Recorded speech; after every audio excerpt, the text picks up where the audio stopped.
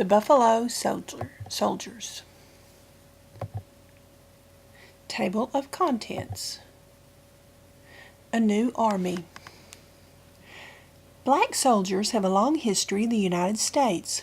Thousands fought for both U.S. and British forces in the Revolutionary War, even though neither side gave them the same rights as white men.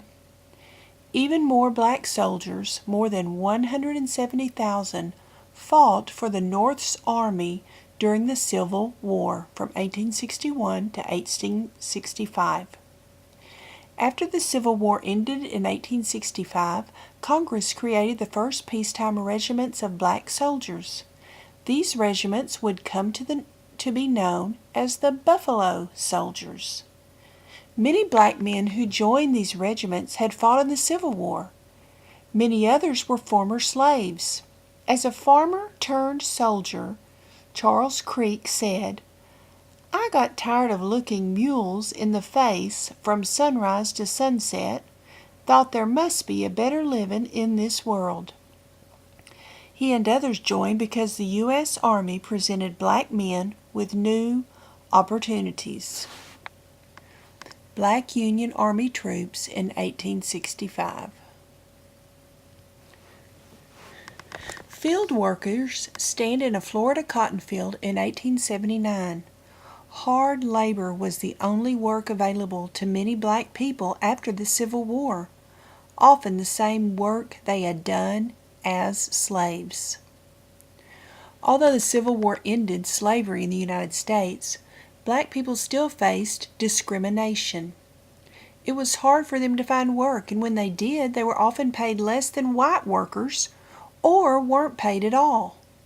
Black people often weren't allowed to live in the same places as white people. It was also hard for black people to gain an education. In 1866, the U.S. Army paid black soldiers the same as white soldiers, $13 per month. Because black soldiers needed to write messages and understand orders and maps, those who couldn't were taught to read and write. The Army provided soldiers with food, clothes, shelter, work, and the chance for adventure. Most of these men were being sent to the western frontier, the Great Plains, deserts, and mountains west of the Mississippi. The original Buffalo Soldiers. The first black units formed in 1866 were the 38th through 41st Infantry Regiments and the 9th and 10th Cavalry Regiments. Many historians consider the 10th to be the original Buffalo Soldiers. First stationed at Fort Leavenworth, Kansas, the 10th Cavalry was led by Colonel Benjamin Grierson, a white man. Like the other black regiments, the 10th Cavalry faced many challenges. Many white soldiers and officers didn't think black soldiers should serve in the army. They gave the black soldiers old or lame horses, as well as poor or damaged supplies. They gave them hot wool uniforms to wear in summer. During the winter, black soldiers were often wet and cold. The food they received was never as good as the food for white soldiers. If a white soldier stole from or hurt a black soldier, the white soldier often went free. Word-wise. Infantries are made up of soldiers who fight on foot. In the past, cavalries were made up of soldiers who rode horses. Today, cavalries are made up of soldiers in vehicles. Where were they? This map shows important forts where the Buffalo Soldiers served in the late 1800s. Colonel Grierson asked to have his unit moved to another fort. They were moved, but things were much the same wherever they went. Despite the treatment, the 10th Cavalry and the other regiments of black soldiers continued to perform their duties. Their regiments were often praised for their work and conduct. Black soldiers were much less likely to quit or cause trouble than many white soldiers. Colonel Benjamin Grierson. Outlaws rob a stagecoach in 1880. This drawing records the scene as described by a witness. Out West. The West was a wild place during the late 1800s. More and more settlers were moving in. Because the area was so huge, it was hard to keep order. Outlaws often stole cattle and horses. They also robbed banks, as well as stagecoaches, which provided important supplies and mail to the settlers. A group of Sioux Indians in 1891, probably on or near the Pine Ridge Reservation in South Dakota. Meanwhile, the expansion of the United States also pushed Native Americans off the lands they had lived on for thousands of years. The U.S. government ordered the different Indian tribes to make deals forcing them onto poor land on reservations, but promising them food and other supplies. The government did not keep its promises, which angered Native Americans. Some tribes began attacking soldiers and settlers, taking back land and supplies. Regiments of black soldiers were ordered to protect settlers, towns, and supplies from outlaws and Native Americans.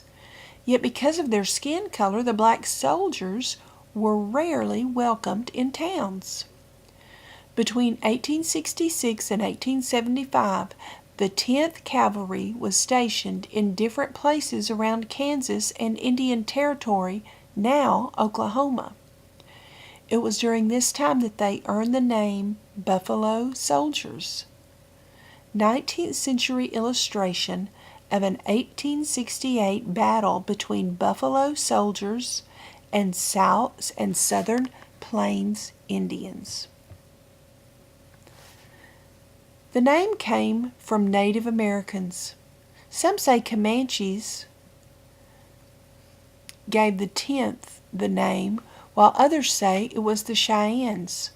One story is that the name came from the black soldier's hair being similar to the dark woolly hair between a buffalo's horns. Other stories say that the name came from the black soldier's strength in battle, which was like a trapped buffalo's. Wherever the name came from, all the regiments of black soldiers soon adopted it. They knew that the buffalo was sacred to Native Americans, and only a respected enemy would be named for it. In time, they even added an image of the buffalo to their flag. The Buffalo Soldiers may have been named for the buffalo coats they sometimes wore.